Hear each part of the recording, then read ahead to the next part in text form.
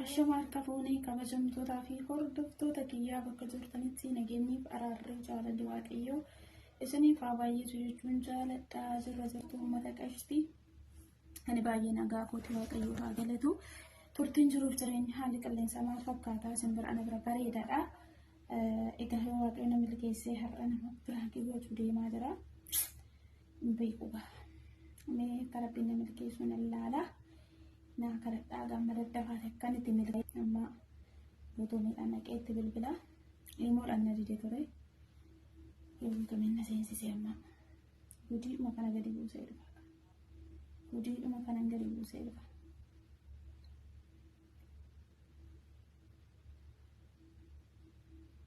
Akkam biraantii godhuun beektu isheen jechaadha. Takka walii bilbilee hin beeknu.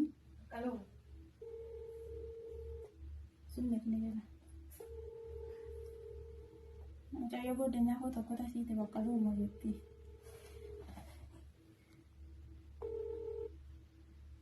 Heela. Heela. Heela. Heela.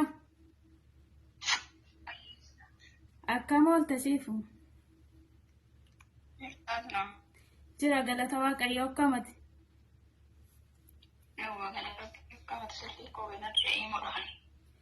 Jirta akkam jiruuf jireenya haalli qilleensaa maal fakkaata turte? Jira galata waaqayyoo maa baddee akkatti? Maala dhaqoo caalaa itti shibrim garuu Itoophiyaa seentan seebar. Itoophiyaa deemten seenoo. Maarreen namni Itoophiyaa deeme jedhiiti innaa galagaa maalirra maaloo nama maaloo warqirra ciisaa olee dhufa fakkaata waan ta'eef hin dubbatu bar namni Itoophiyaa seene. Enna jira galata waaqayyoo akkam?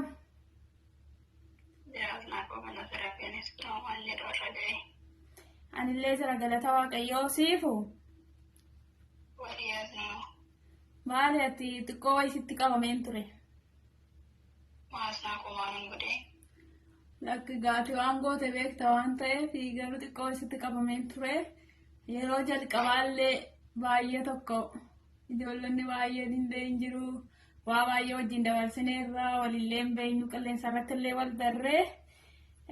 Egaa homaa miti gaa maaliif osoo nani siin dawwala jedhee yaadu naa bilbiltee garuu galatoomi maaliif hojjettee ani siifuu jedhi warqii jedhi kookii jedhi ogummaa jedhi dasii jedhi anaafi nama tokko jechaadha isaan kun maaliif waa baay'ee wajjin dabarsineerra miidiyaa waa baay'ee nu barsiiseera garuu ati waan ta'e tokko balleessitee jirtaan immoo dheengadduman dhaga'elleedha.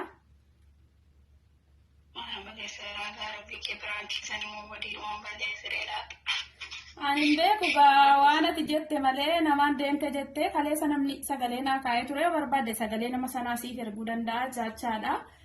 Maaliif anis akka namaa tokko nama soban sanallee hin beeku sanamni tarii waa tokko dhanis hin beeku har'aanis akkuma na beektu sanaa daqiiqaa 5 caalan turuu nan dhiisa jechaadha. Garuu an waan si jaalladhu si gaafachuu dhufe malee osoo siin jaalanne ta'e siin gaafadhu ture garuu waan nama tokko jaallataniif nama gaafatu waan jette beekta. Kaza barana yeroo darbe tokko liibirraa seente turte miti yuutuubiik. Anillee si bira dhufeen ture kaza saatiin irraa kaase minaamini jettee naa jabaadhuuti illee tintineedhii ittillee bitadhu minaam siin jedheen ture. Ati immoo nama bira deemte maal jette seeta? Silaallee yuutuubii koonumanii monii taasisaa. Asnaan nainaaf ta'uun diduu silaa kan kos nama biraatti ilaala kan shis nama biraatti ilaala akka moniin godhannee lakkoofsa namaa naa kenne lakkoofsa namaa na dhawwatte jette deemtee kookitti na himatte. Sanaa booda kookiin immoo maaliifi akkashin moniin godhanne lakkoofsa dhawwatte ati naaftu dhaa'u jettee na arrabsite. Maaliifi ani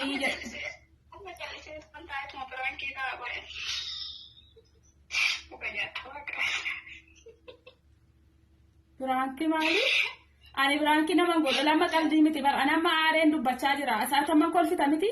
Ati waan naan jettee kolfita ani garuu kolfaan jiru. Osoon kolfeeti ani sa'aatiin itti biraanki illee si godhu hin qabu jechaadha. Maaliif yeroo duraan si bilbila harma biraanki si gochuuf si bilbila. Dhageeffadhu kan finne ganaa waan ati jette.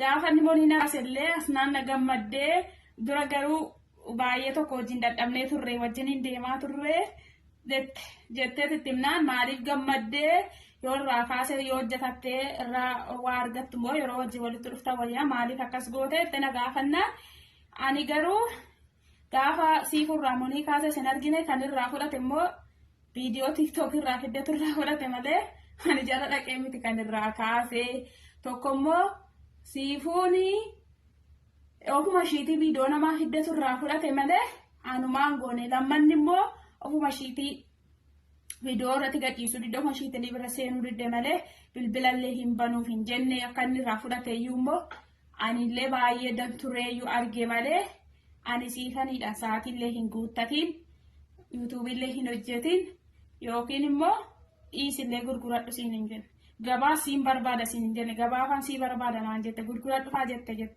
Maaliif ati maaf akkas namaan jetta waan akkasii sirriidhaan garuu maaliif itti siquu fi maal si gaafachuun dhufu kana bari aaree jira nama jechaadha maaf akkas jettaati.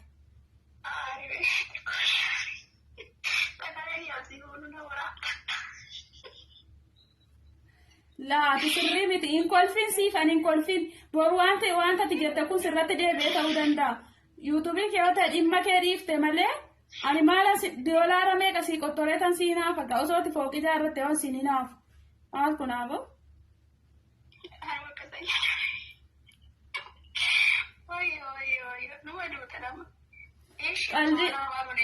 Qaldiis akkasii egaa hin barbaadu ani maaliif yoo jettee lammanni beektaa yeroo hundumaa gooddanyaan tokko iddoo walitti dhufeeti waan gaarii irraa barate malee walillee hin hinaafuu deebiiti immoo. Maa sa'aatii si barbaada reena hinaaf keenyunaan jette barati. Laakki waan asii soquun qabu dura waan naan jette himi kamaa sa'aatii natu sirraa fudhate moo?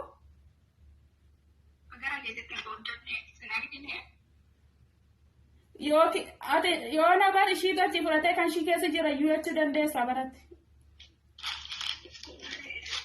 Kan koo tokko sa'aatii kuma afur qaba yoo danda'ame to'achi darbatee sa'aatii kuma lama sii dabarsa malee akkas hin jedhiini yoo ta'uu baate illee waan gargaaramu malu si gargaara malee akkas jettee ol gaddee deemte akka nama ani siinaaf wayin godhati maal ani masaanuu keetii kan siinaaf. Laakkani waan asi gargaaru hin qabu asnuu konaan hin jedhin dura na arrabsite. Hin jedhin akkas. Hin jedhin.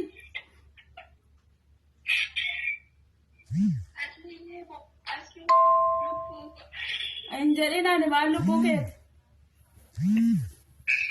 Wattoota koo siifan birankii godheen dhufe amma ishiin irraa cufattee baateetti jechaadha. Ifa manaaf hin goone ta'in beeku. Ashama harka fuune kabajamtootaaf hordoftoota kiyyaaf akka jirtanitti nageenyi fi araarri jaalalli waaqayyoo isiniif abaayetu jechuun jaaladhaa jirra jirtu. Ani baay'ee nagaa kooti.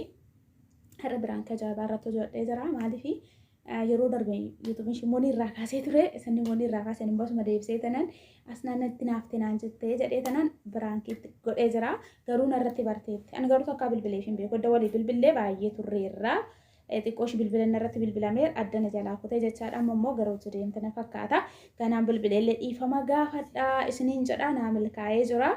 Hundumti keessan immoo gaafa biraankii kiyya ilaaltan like share gochuudhaan na jabeessaa na cinaa dhaabadhaa hundumti keessan isiniin jechuu barbaada warreen as dura maatinuu taatanii jirtan galatoomaa isiniin jechuu barbaada warreen maatinuu hin taane immoo subscribe gochuudhaan gara maatii keenyaatti like share gochuudhaan nu jabeessaa amma gaa xiqqoo shigolaa dhormaa keessa jirra galaasiin keenyas babbareeduu dhiisuu danda'a uffannaan keenyas bareeduu dhiisuu danda'a gaafa biyya keenya Itoophiyaa gallee garuu zanaa jennee tobba mana keenya wajjiniin fataa jennee waan gaarii hojjechuudhaaf egaan chaanaala kanan banee fi dursuma isaa waan biraankii garaagaraa waan garaagaraa irratti hojjechuuf otoo hin taane tokko rakkattoota gargaaruuf tokko karaa chaanaala kootii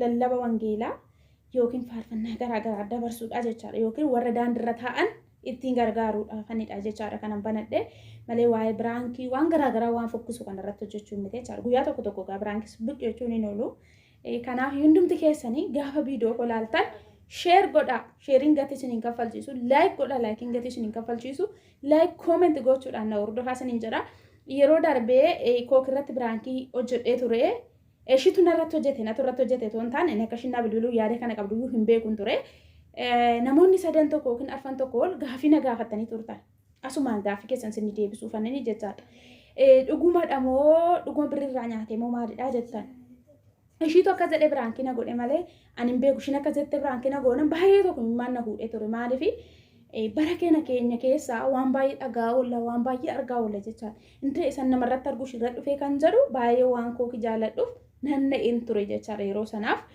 baqa amma namni tokko gorsuun malullee nan gorsee amma isaaf 10,000 ergitullee charchiidhaaf illee ergi jedheeni ture malee ani beekee miti beektanii biraankii wal gootan immoo kan namni jettanii na gaafatanis illee jiru ani beekee miti isiniin jechuu barbaada Eshitu biraankii na godhe malee an sa'aatii sanatti hinda'u sa'aatiin tiniyyuu miti jechaadha sa'aatiin hojirra jiru maal taate natti bilbilti jedhee tanan dhufee irraa kaasee dura shaangullitti bobboosuu natti ergiti ture jechaadha maaliif ishiin biraankii na gochuu barbaaddeetti jechaadha kanaafi biraankii sanarraa barnoota baay'ee argattu jedhee yaada namni hubatee waa baay'ee irraa barata gaafa namni biraankii tokko godhee isinitti fidu waa akka irraa barataniifidha waa akka irraa deebi'aniifidha malee namni tokko zummidha akkas biraankis nama godhu gaafa namni tokko mata duree qabatee dhufu maal gochuufidha yoo jettanii akka yoo balleessaa tokko keessa jiraadhe akka irraa deebi'u yoo balleessaa tokko keessa jiraadhe akka irraa deebitudha jechaadha akkasumatti illee aansee biyya keenyaaf illee waaqayyo naa kadhannu akkasuma obboloonni koo gola ormaa keessa jirtan biyya garaagaraa keessa jirtan